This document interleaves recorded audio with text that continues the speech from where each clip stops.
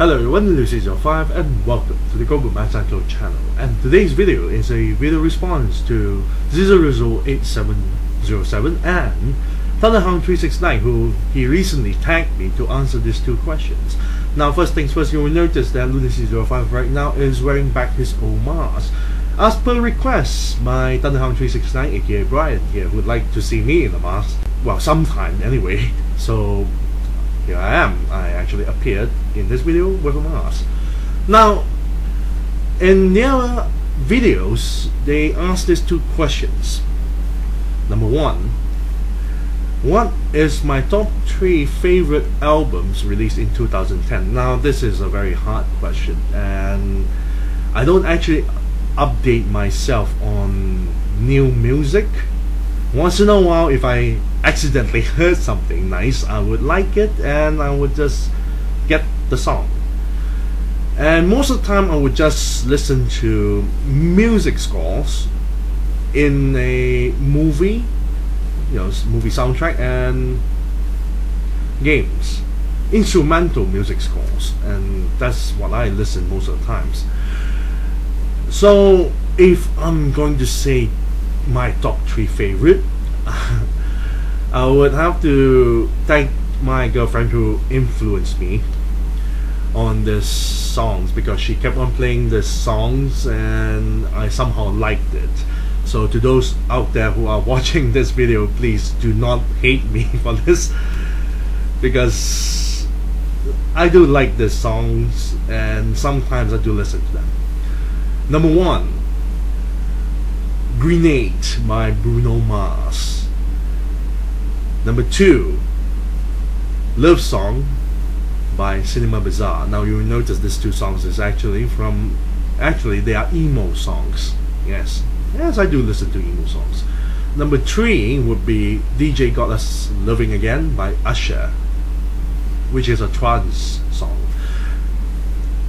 Nothing that you would expect from zizzlerizzle8707, seeing that he listens to this kind of songs. Sometimes I do.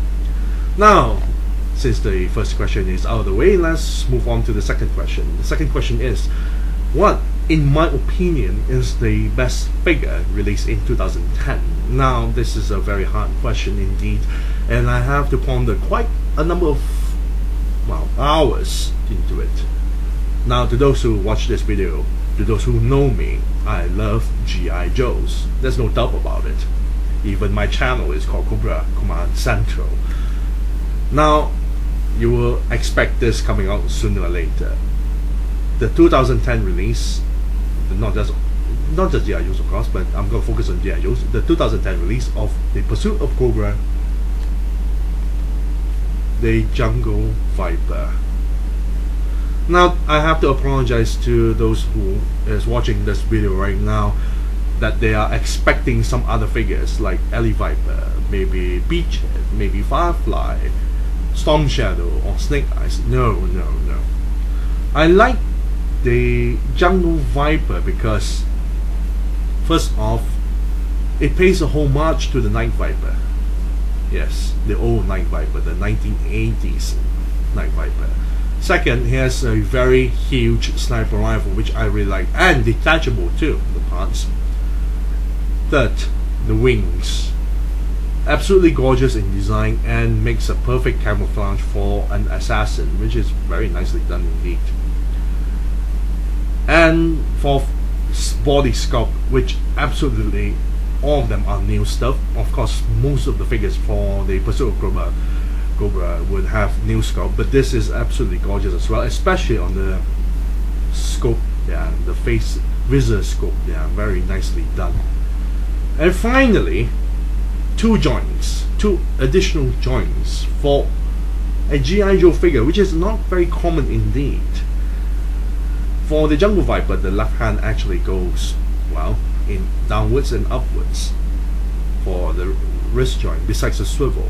The right wrist goes inwards and outwards, which is very nicely done. Now, I know the question is actually targeting towards a figure, but I have to throw in a vehicle as well, because I collect vehicles as well.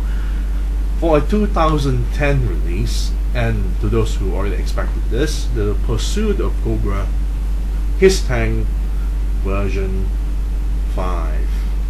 Now you don't need me to emphasize on how gorgeous the entire vehicle is. Of course, this I already painted it myself, but luckily enough they already changed it to a black His Tank, so that's good enough. The entire design is very sleek, very high-tech looking. You have this modular options where you can plug in more weapons, plus the fact that this is the most important part of the toy itself, the rubber threads. We've been waiting for this for I don't know how many years for rubber threads on a His Tank. Next, sometimes I do collect Japanese toys or figures, sometimes, whichever caught my fancy, but I'm not a big fan of Japanese toys. However, recently, or last month, when a couple of my friends, and one of them is my best friend, gave me a birthday present, and I actually like this very, very much. I present to you the Bandai Spirits, the 2010 release by Bandai, the Guerrera Zulu from Gundam Unicorn anime, and this figure is absolutely gorgeous. A lot of details, really nice paint job, a lot of customization. If you want to have him equipped with the extra magazine on the skirt, you can. If you don't, you can always replace it with a normal skirt. You don't want him to equip the backpack itself, I mean the bazooka, where you place the bazooka at the back there, you can always remove it. Basically, the figure is also quite articulated, and for the size, it's quite a bit hefty in weight. Very nicely done. I enjoy fondling with that. Next, to those who know that I collect Marvel Universe, I would have to select the San Diego Comic-Con exclusive of the World War II Captain America. Now, I'm a big fan of Captain America, but I like this entirety design, the World War II design of Captain America, and majority of the parts here are all new stuff, and it is absolutely gorgeous. But that's not just the selling point there. Captain America here comes with a lot of articulation, a lot. Some of them are new articulation, especially when you can actually swivel the ankle joint side to side, or if you want to, you can actually pivot the wrist joint inwards and outwards. The neck joint itself actually have double joint, but for my version it's a bit frozen, so I can't do that. You cannot go wrong with this figure because the articulation is basically very nice. And for this figure, comes with sort of like a semi-ball joint for his hip joints there, and you can do a lot of dynamic poses for this. I really wish that the rest of the Marvel Universe figures actually equip this kind of articulation. I really do. But too bad. And this is my favorite among all the figures, and one of the best figures out there. And to those who know that I collect Iron Man 2 figures, the 4-inch line, I would have to pick the Recon War Machine. I don't have the movie War Machine because I don't like the oversized minigun there that shoots the missile. This version is much more nicer because they actually fixed the minigun itself, and the paint job is what I really like. This is a jungle team here, makes it like a good troop building figure. Not only that, for a 4-inch figure, he comes with a lot of details, and I really love it. Articulation is also quite good as well. So yes, the Recon War Machine is among my favorites as well. And the final figure that I'm going to share is the 6-inch War Machine. Thanks to A369, which I won from his raffle lottery contest. This entire figure is absolutely detailed, really nice paint job, and fun to play around with, especially it has really nice articulation as well. Now I would suggest a few more figures like DC Universe, but I don't collect DC Universe figures as much.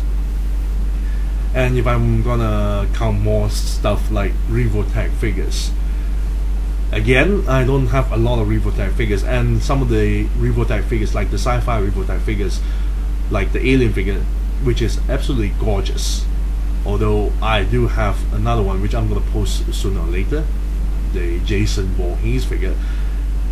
I cannot name that figure as best because the alien figure is much more in detail.